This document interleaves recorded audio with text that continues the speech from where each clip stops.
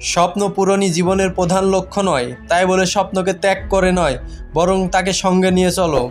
স্বপ্ন ছাড়া জীবন অর্থহীন। বিলাসী জীবনযাপন করো না, কষ্ট সহিঞ্চুত হও, কারণ বিলাসিতা বেশি দিন স্থায়ী হয় না। জীবনে আঘাত আসাটা পার্ট অফ লাইফ, আর সেগুলো হাসি মুখে পার করাটা আর্ট অফ লাইফ। আপনি যতই ব্যক্তিত্ব সম্পন্ন মানুষই হন না কেন, যতক্ষণ আপনার মন ভালো না থাকছে, নিজেকে ফুটিয়ে তুলতে পারবেন না।